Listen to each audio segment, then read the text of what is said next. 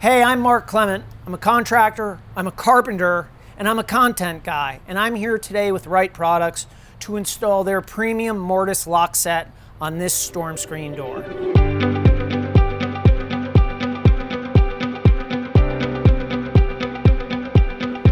First, let me explain a mortise.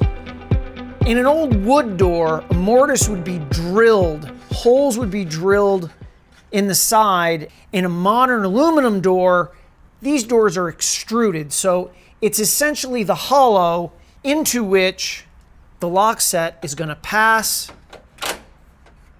and accept the spindles.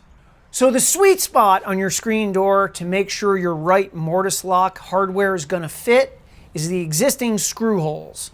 You want to be 6 15/16 to 7 inches.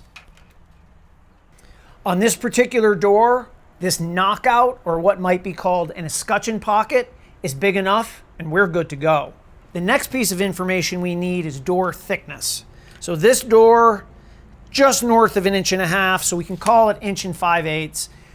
This information enables us to pick the screws, spindle, and flat spindle length to choose the right hardware that's included in the packaging. Our door is 1 5/8, and the instructions call us to cut this flat spindle on the second score mark back. Just a little back and forth wiggle, and the flat spindle will break at the score. This lock set ships so the latch is oriented so that the door closes on the left. However, our door closes on the right. The solution is simple. Remove 2 machine screws.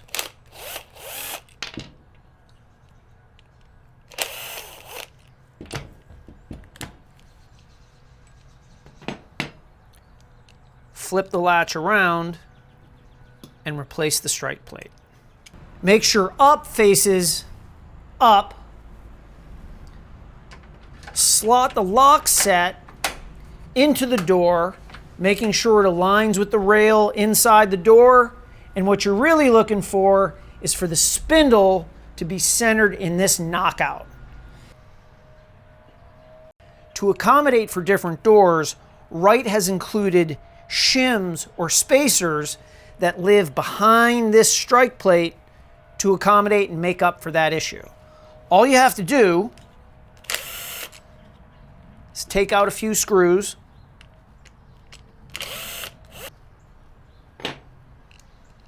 fully unscrew the latch. That'll come out. The spring will be loose, so just hold on to it. Place this shim on the back of the latch and rethread it. Once aligned with the mortise and positioned for the way your door swings, that part's done. Next, take this shim, place it here with the screw boss down. Take this shim and with the nickel-plated screws, fasten in location.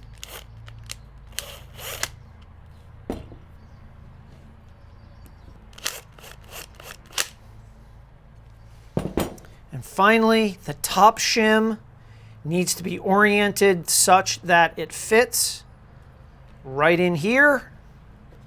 And we finish with the color match screws.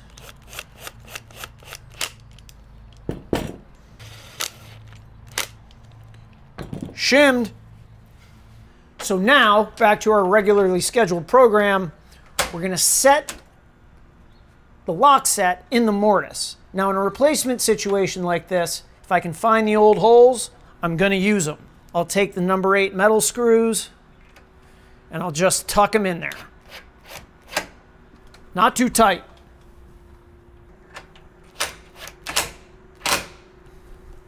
It's handle time. Specifically, we're going to assemble parts of the exterior handle. Now the instructions say to make sure to put a bushing, which is like a washer, but this one has a wide side and a thin side. The wide side goes towards the handle. Next, take the exterior strike, Orient the handle generally in the direction you want it to go. Then on the inside, put a flat bushing, more like a washer, onto the handle, and then lock all that in with a D-ring. That slides right over, nice and easy. Next, we're going to set the spindle in the spindle hole, and we're just going to snug up with the included Allen key the set screw, being careful not to over tighten. Align the angle of the flat spindle to the orientation of the cam inside the lock set. Make sure your handle is level. Get everything to wiggle together. And 1, 2, skip a few. And I try to line all that up without pushing the lock set through. You know you've got the right length screw when you can pass the screw included in the kit through the door and just see enough under the escutcheon to see it catching the hardware on the other side. Goldilocks. Who wants some porridge? Install the bushing wide side toward the back of the handle onto the interior handle. Install the handle on the spindle. Press snug and tighten up with an Allen key.